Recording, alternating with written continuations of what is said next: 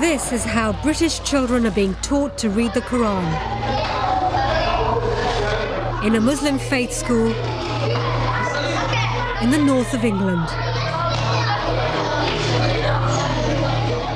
Here's what 11-year-old Muslim children are being taught about non-Muslims in a full-time secondary school. Allah has said that the disbelievers, they are the worst of all the creatures. And what they're told about other Muslims. A person who's got less than a fistful beard, then you should stay away from him the same way you stay away from a serpent or a snake. In a school that inspectors have praised for its religious teachings.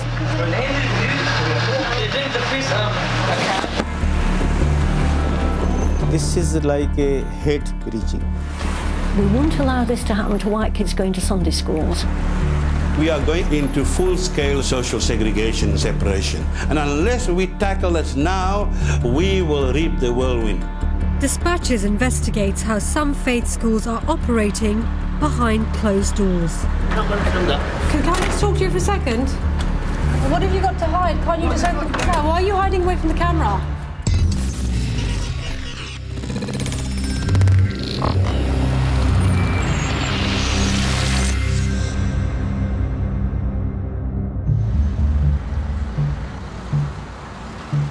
There are at least 2,000 Muslim faith schools in Britain today, both part-time and full-time inspected schools. Dispatches has been filming undercover and has found children being taught a hard-line, intolerant and deeply antisocial brand of Islam, and pupils as young as 6 or 7 being routinely hit and kicked. What we've discovered raises huge concerns about the private world of faith schools. Our investigation started 2 years ago. Darul Uloom Islamic High School in Birmingham is a full-time independent secondary school, inspected by government-approved teams. It's required to teach tolerance and respect for other religions. But we went undercover because we had gathered evidence of extreme intolerance. Our reporter started here as a volunteer. He was allowed to sit in on some lessons, like maths, but they wouldn't let him into their Islamic classes. So in July last year, he went into one of the rooms where we'd heard they teach Islamic studies. And he left a hidden camera there.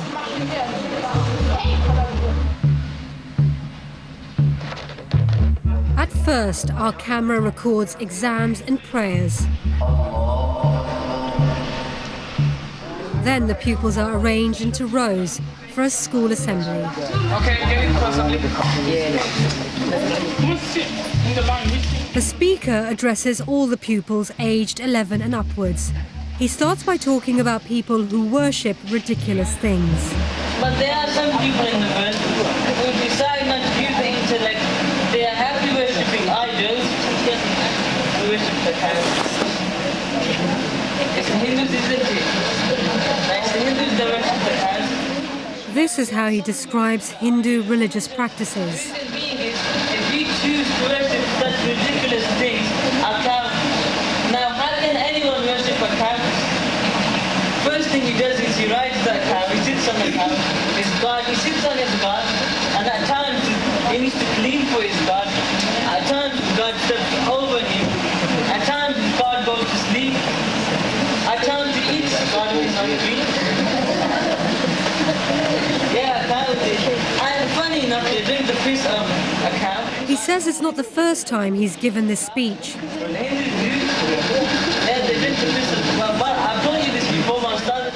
In 2009, government-approved inspectors praised the school for its interfaith teaching, saying, "Pupils learn about the beliefs and practices of other faiths and are taught to show respect to other world religions." It seems the inspectors weren't aware of teaching like this. He puts a question to the children about Hindus and other idol worshippers. Do they have any intellect? No. Meaning Allah subhanahu wa ta'ala. When the speaker comes closer to the camera, he only looks about 18 or 19 years old. Darul Uloom School says its pupils are taught to preach the message of Islam, and it seems our camera has filmed a senior student practicing. While he was preaching, there were teachers and other senior students keeping order in the room. But they did nothing to contradict his teachings. They told the children to be quiet and pay attention to the speaker. This is one of 38 secondary schools set up by different Islamic organizations to train the next generation of imams and community leaders. For the rest of July, there's no more teaching at Birmingham. But in the north of England, we're investigating another serious allegation. The Markazi Jamia Mosque in Keighley, West Yorkshire, is one of the country's biggest mosques. It runs a madrasa, or after-school Quran classes. Here, the allegation isn't intolerant teaching, but serious allegations that children are being hit. Again, our investigator went into the mosque, then left the camera in the room where classes take place.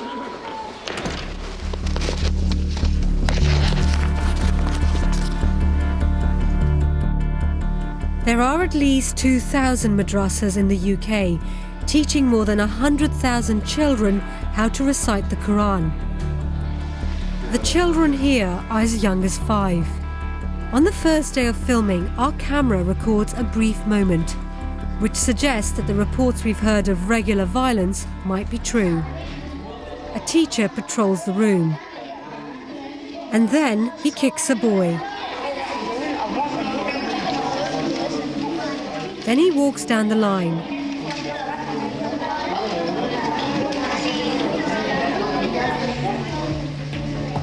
That was all we managed to film in the summer, and both schools broke up for the holidays.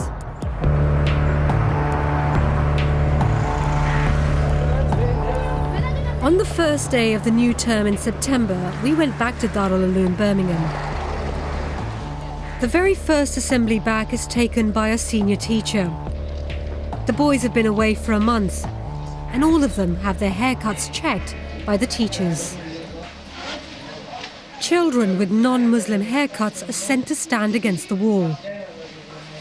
The senior teacher says looking like non-Muslims is forbidden. He uses the word kafar, an often derogatory term meaning disbeliever or infidel. There'll be regular haircut checks.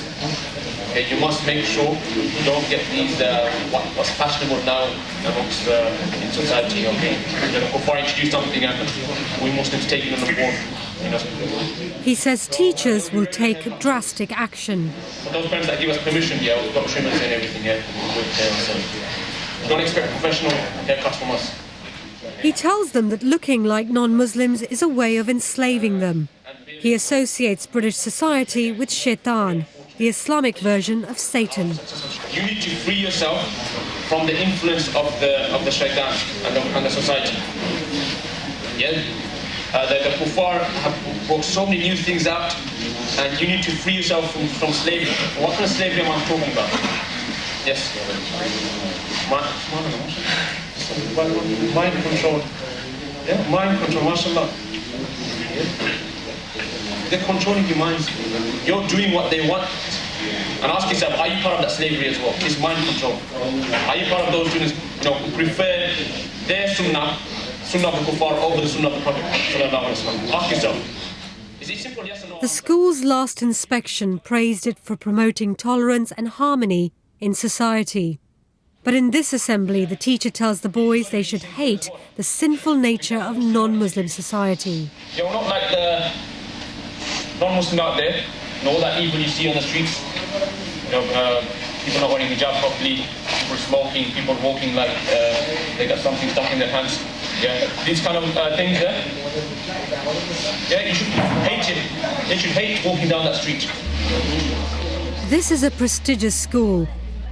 It's been visited by the Lord Mayor, the Chief Constable, MPs and dignitaries.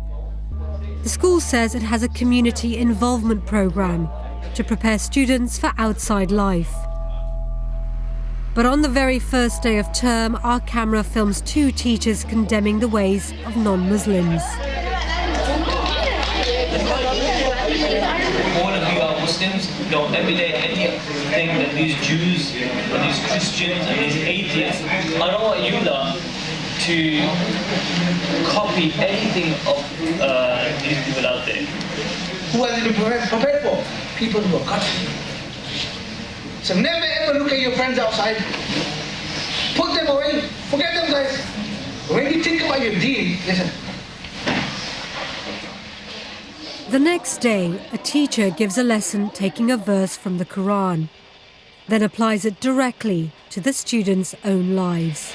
Is that Allah subhanahu wa ta'ala is describing the disbelievers as the worst of all people. However, we see, especially madrasa students, we like to imitate them, we like to copy them in their practice. However, Allah subhanahu wa ta'ala has classed them as the worst of all people, but instead we want to still follow them. As part of the initial research at Darul Uloom Birmingham, our undercover reporter went to ask for work experience. He was told that the school follows a version of Islamic teaching known as Deobandism, a highly influential movement originating in India. We normally follow on the syllabus. You know about India, yeah? Investigating what's taught in Deobandi schools is extremely important. They've been long established in the UK, and the first Deobandi school was set up nearly 40 years ago. And it's a powerful movement. Around half the mosques in the UK, well over 700, are Deobandi.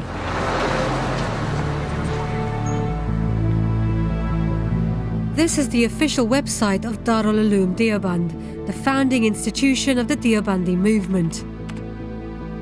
It issues regular religious rulings. At the school in Birmingham, we found British children being taught not to copy or imitate the ways of non-believers. And I found similar statements on the official Deobandi website. The teachings here warn Muslims not to adopt the dress of sinful and debauched persons, Jews and Christians, and says people who wear pants and shirts are involved in sin and obscenity. And it tells Muslims to avoid going into churches, saying they're the gathering place of devils. Some Muslims say that Deobandi teaching followed in schools across Britain is a hardline and intolerant version of Islam, like the director of the Muslim Institute, Dr. Ghayusuddin Siddiqui. Because Deoband came into existence in the wake of British occupation of India, they have been developing a theology of isolations, keep away from non-believers, avoid the way they dress, the way they live, the way they behave. What are your concerns about the teaching of Deobandi schools here in the UK? It is very dangerous because, after all, it's our children who are going to these schools. This is outdated, it's not acceptable, and we must change. We contacted Darul Uloom Deoband for a comment on our findings, but they did not respond. We've been told the madrasa has a child protection policy, in which older boys are involved in running the classes. When most of the class leave for prayer time, the older ones stay behind to keep order.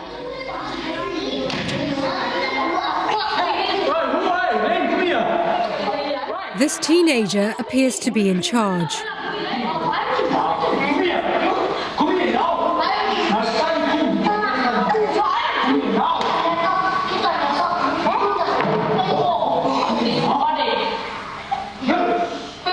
The boy is left hurt and in tears.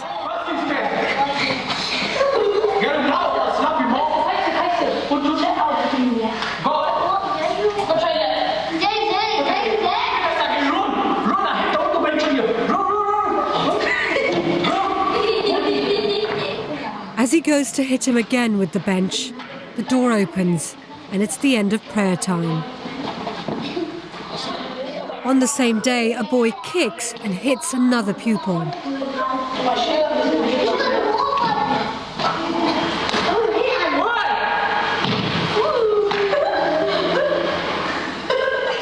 The older boys grab him and urge his victim to kick him in the face.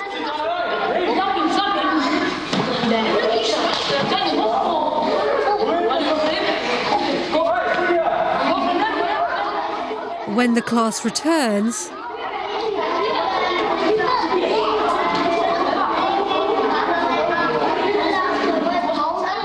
teacher comes over, apparently seeing what's going on, but does nothing to intervene.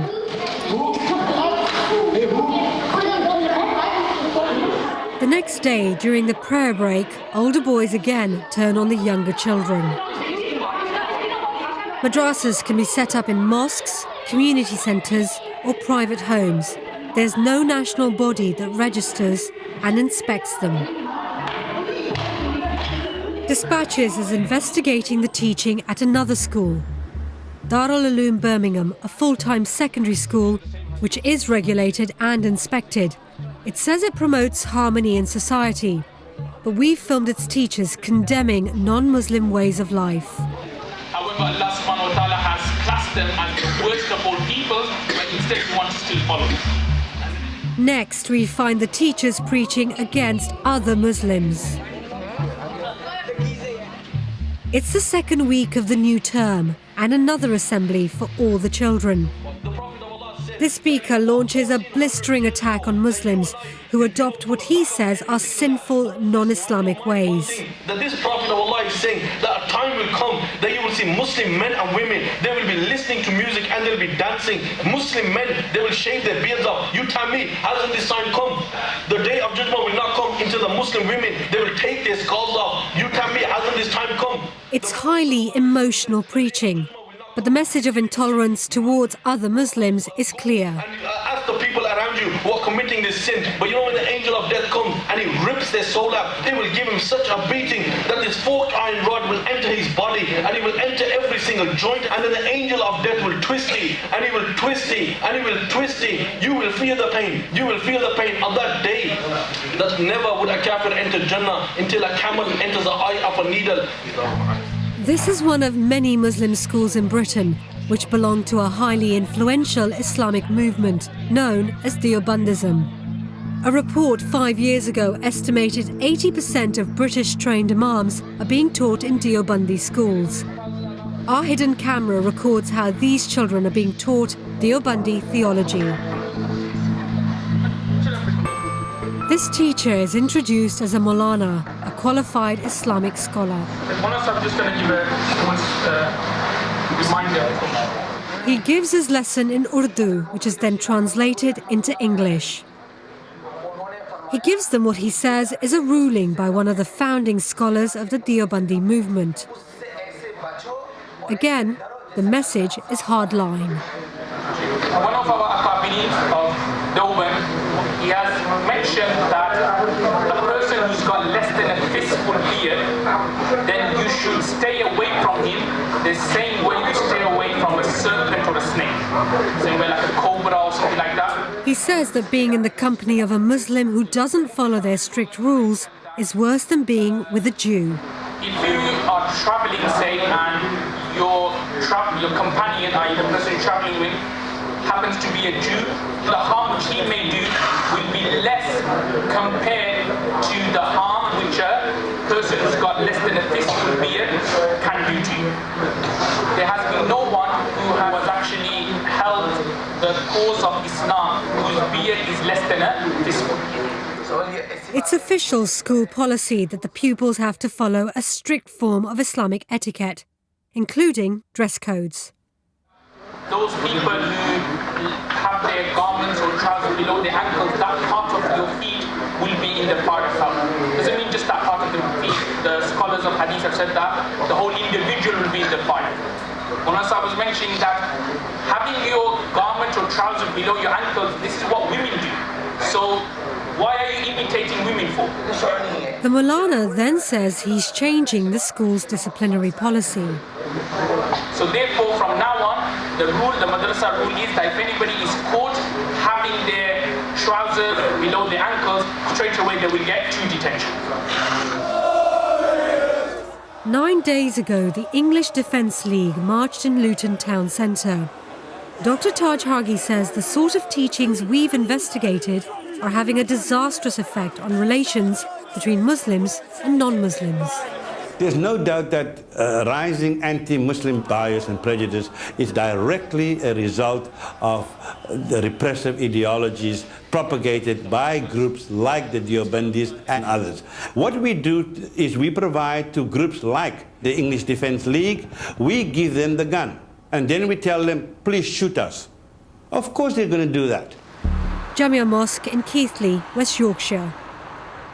On the very first day of filming, a teacher kicked 2 boys. And older boys attacked the children in their care. In December, we filmed again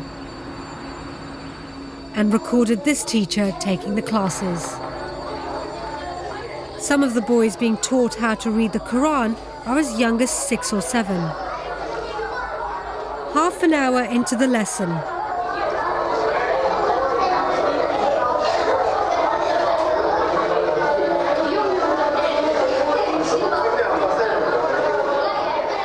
then 30 seconds later,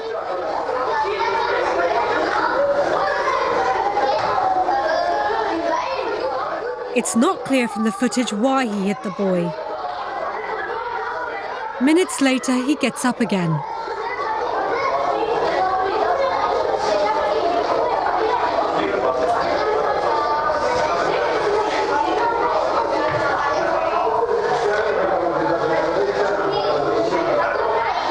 Sometimes the boys are called up to read in front of him. It means they are in range.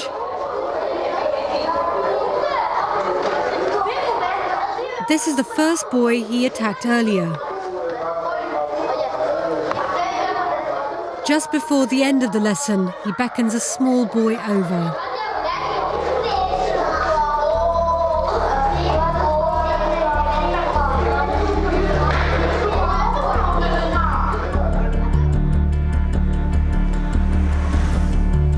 On the second day of filming, the teacher is praying as the pupils arrive. Within 5 minutes,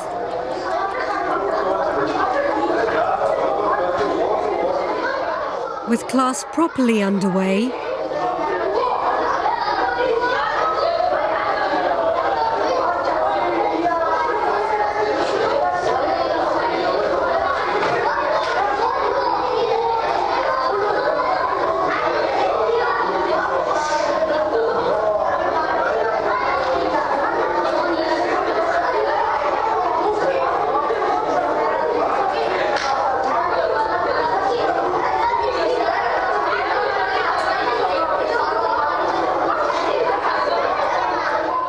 minutes later, another pupil is called up to him.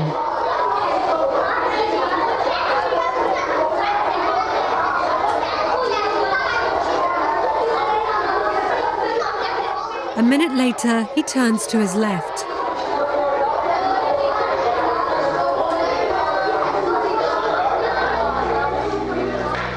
In just 2 days of filming, the teacher hit the children at least 10 times. In less than 3 hours of lessons.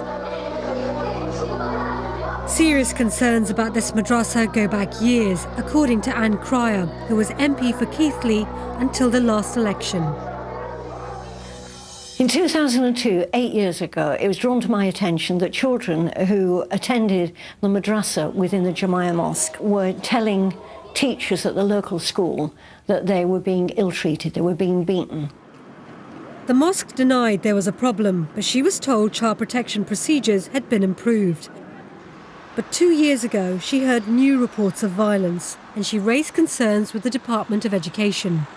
She was assured through local education sources that child protection was again being improved. I was given the impression that the situation had been resolved, everything was all right, and therefore there were no further worries, and I accepted that. So I showed her the footage we'd recorded, which was filmed after, she says, she received these assurances.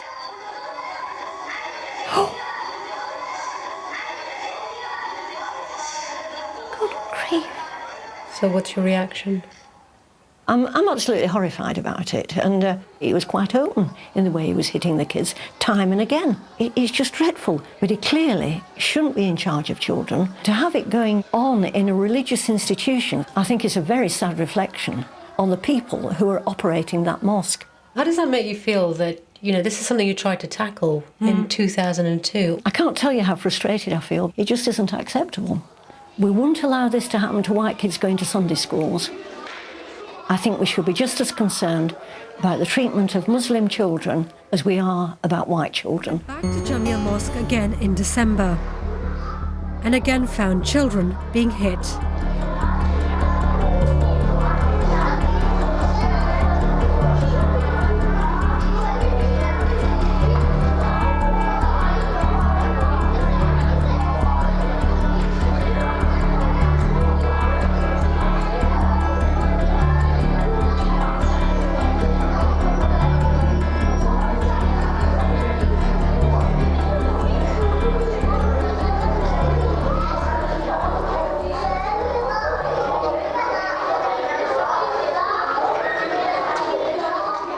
For most of the lessons we film, the teacher is accompanied by this man, who sits next to him, which means he's witnessing the children being hit. But he does nothing to stop it. The next time we film, the violence is unrelenting. Sir Roger Singleton has actually visited this mosque. He was the government's chief advisor for the safety of children until the last election. After Anne Cryer raised concerns about this mosque in 2009, he was asked by the government to investigate the law around hitting in faith schools. Goodness me. As part of his research, he went to talk to the elders at Jamia Mosque.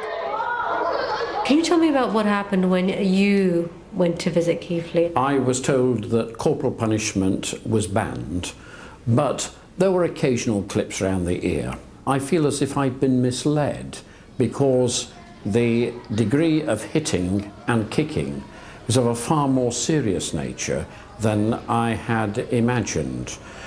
These were not isolated incidents. This was part of the style of what happened in that mosque, and I'm therefore profoundly concerned about that. His report concluded British law doesn't protect children like these fully. Although hitting children at all in full-time schools is completely illegal, it doesn't extend to madrasas. The law still says a teacher in a madrasa or other supplementary school has a defence for hitting a child, as long as it doesn't leave a mark, if he can claim it's a reasonable punishment. Sir Roger's calling on the government to address this. The government does need to change the law to make it absolutely crystal clear that no form of physical punishment of hitting or kicking is permissible in our faith schools. Last week, the Department of Education told us it was opposed to physical punishment in supplementary schools and would be meeting Sir Roger shortly to discuss changing the law.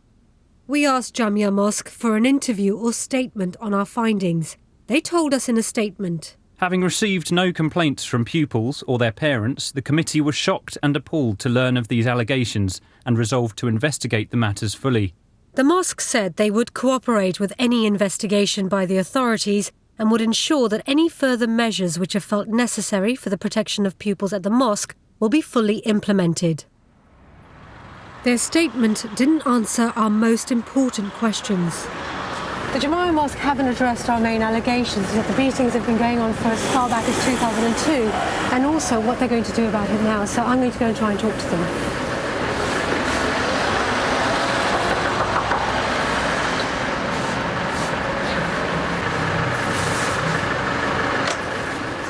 The vice president of the mosque comes to the door. Are you sorry, not going to film that. Hello? You don't want to film through. Whoa, what have you got to hide? Can't you just open... Well, how are you going to hear what I have to say? Sorry about that. Come on, you can open the door and talk to me. Hello? Can I tell you where I'm from and why I want to talk to you? I'd like to talk to you, but what... Why is that? Why are you hiding away from the camera?